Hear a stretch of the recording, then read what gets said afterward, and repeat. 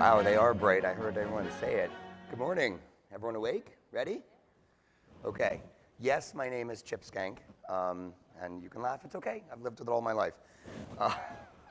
My wife took my name, so I know she loves me. And if you guys, it's early, you guys are putting it together, that means that I am married to a hot skank. So it's kind of, okay, are you ready? A little bit better? Okay. Always, my name is Genius for Sales. So today, I'm going to talk to you about successful programmatic partnerships. And I've had the, I guess, the honor to have some extremely smart people go before me. So a lot of what I actually had prepared has been covered. But that's okay because my last name is Schenck. So anyway, so what I'm going to do today, what I decided to kind of change up a little bit is we've talked a lot about the upper level, and what I want to do is go a little bit deeper and talk to you about the how, right? How do we make successful partnerships? And this is based on how we've done it at Meredith, but also just from talking to tons of buyers. Obviously, I'm hoping for any feedback, little Q&A at the end and whatnot, because I do want, there's no way to really do it right. There are a million ways to skin the cat. But I want to dive into the how using some examples of what we've done. So successful partnerships, the great starter is there is no difference in making a successful partnership in programmatic versus how we've been doing media before. The only real difference, right, is making sure that you actually have the connection and are asking the right questions so that you get to the proper setup. But if you want to break it down, right, successful partnerships are based in kind of three core things.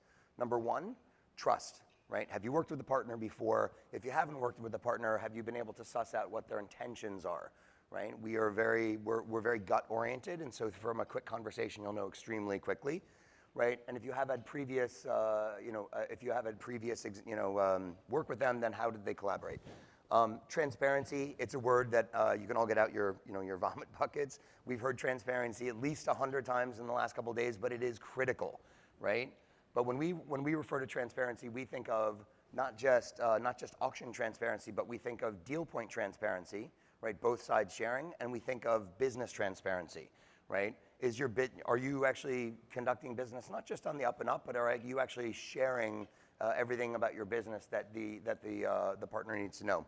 And then finally, it really is about a viewpoint, which is, are you actually geared for mutual success? Are you thinking about your partner's success, or are you only thinking about your own, right? So again, nothing really groundbreaking there, but as you dive deeper in, it's what are the ways that you do it, right? How do you think about it? And again, there are a million ways to skin the cat. But from our perspective, what we've done is we've actually we've looked at it in three buckets. Number one is deal validation. It's like an interview, right? When you have your first interview, when you're interviewing a person, you don't set it up for an hour. You really set it up for like 10 minutes because you want to know right off the bat if you're gonna, if this person's gonna be right for you and you're right for them. Same way. So the first set of questions we have are simply about deal validation, and they're all the basics, right? The standard discussion stuff that you can think of. Then the next bucket is when we dive into kind of more the advanced stuff, which is actually more about deal setup. Because I can't make a proper recommendation as a publisher, and the buyer can't actually know that their deal is going to scale without having this conversation, right? And for us, the specifics, the ones that I want to key on here, when we talk strategy, the first question that we always ask is, how are you using programmatic as part of your strategy? If we're talking to the DSP, a lot of them might not necessarily know, right? If we're talking to the ATD and they're integrated, they actually have a decent idea. But this question is really geared towards the agency planners, right?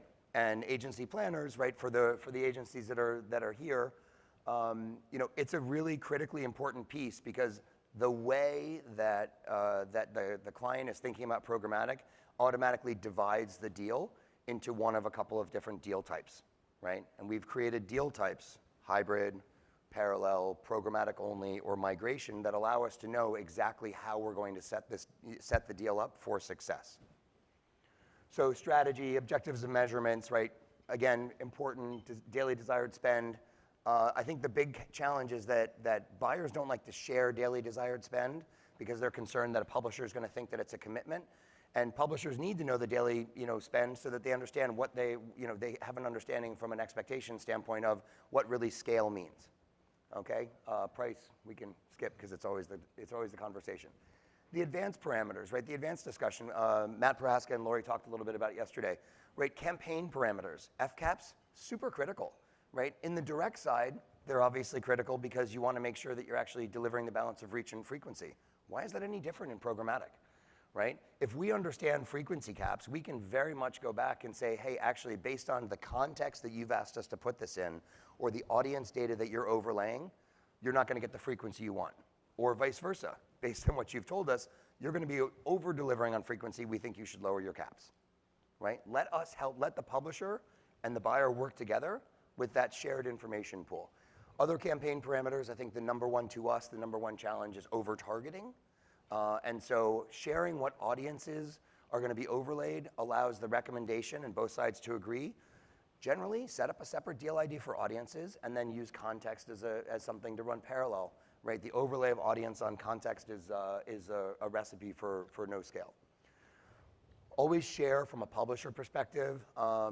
Sharing the winning price and the closing price, sharing both is better, gives the buyer a really good idea of essentially how much scale they're going to get, because a lot of buyers have caps, right? So don't be afraid to share the auction price, because by the way, it's going to change in 30 seconds anyway, right? We live in a dynamic environment. Publisher setup. Again, how does the publisher set up their ad stack, right? We can think of it as a waterfall, so on and so forth, but there's so many different ways to do it that a deal done with the exact same setup in two different publisher kind of stacks will perform vastly different, right? So making sure that that is covered in terms of how the setup works. Creative type and vendor, right? Another key reason why deals don't scale. So we've created this 14-point checklist, right? It seems really arduous in the beginning when you're going through it. But we actually have, from our perspective and actually from what we hear from clients, a very good track record of deals scaling fast, right? Because we've covered it up front. And so we then can get right down to a deal health perspective of what really is what is really the trigger. And then we always ask reporting requirements. Simply, is there something that your DSP can't do? And often on the back end, this allows us from a publisher perspective, and our clients really enjoy it, is our ability to service and us preparing through setup how we're going to actually provide reports to them so that they can do matching on the back end. So Barry had a no assholes rule, which I actually really like. I can't believe I just said that on stage. But anyway, we have an acronym that we like to work with, right? And it's BRIGHT. Be reasonable, insightful, transparent, and elastic. Be reasonable, insightful, transparent, and elastic. And this guides the whole relationship, right? And the whole way that we do business together with our partners. We put together some do's and don'ts and simply said these are collected from conversations, from things that we talk to other publishers about, we talk to our buyers. So they are not hard and fast. They're more guidance in terms of how we see people getting tripped up, or things that we know that people should be doing more of, right? The buyer dues, absolutely share data. There's nothing wrong. We need to change the negotiation dynamic, right? The old negotiation dynamic was withholding information, not just buyers, both sides. Both sides withheld information because they felt that it gave them an advantage in the negotiation. All that's doing to a programmatic deal is tanking the deal. Because in this new dynamic, both parties are responsible for deal success, equally. Right?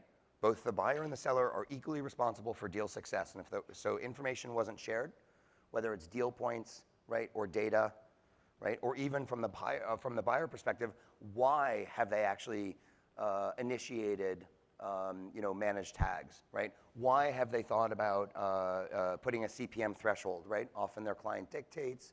However it's looked at, we're both responsible, okay? Another thing from a buyer do is push for transparent bid metrics, right? Certain platforms do not actually provide transparent bid metrics in certain combinations of trading desk and DSP, or trading desk and agency. And we believe that the more buyers that actually push to make sure that that is now contractually not allowed, the more that publishers are going to actually be able to provide bid guidance to help buyers win, right? It's something that has to happen kind of industry-wide, and it's got to be a push from all sides. Seller dues, right? Same thing, share auction insights, share auction data. Auction insights are really like where are your clusters? How many people am I going to be competing against at this tier that you're putting me in? Approximately where are you going to be putting me in your auction, right? In the publisher ad server, there are two different types of priority, right? There's the priority in the ad server as to where the SSP sits. But then if you have an auction that has prioritization within the auction, right, that gives you a lot of levers between the buyer and the seller to figure out where the appropriate location is for that deal. Big challenge, sellers need to understand buyer needs. It's not just about asking the questions, right? Doing a little research, right? It's sales 101, but a lot of people in our industry don't necessarily come from sales. And so it's really, really critically important to make sure that you're thinking about what the client needs first. Not the agency, not the ATD, not the seller, but what the client needs. And then product differentiation. I know that it's a challenge because a lot of programmatic sits down at a little bit lower, but it is what it is.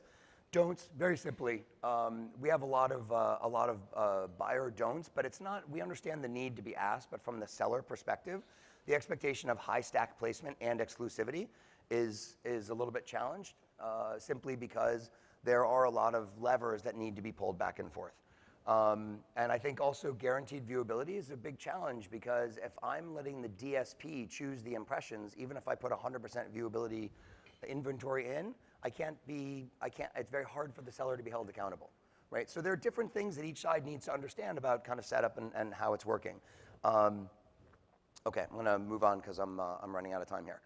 So what are our new deal levers? Before RTB, the deal levers between buyer and seller were pretty simple. It was price, it was how much you're gonna deliver for me, what the volume spend was, and if I can get something exclusive. Obviously there are a couple of others, but those were the main.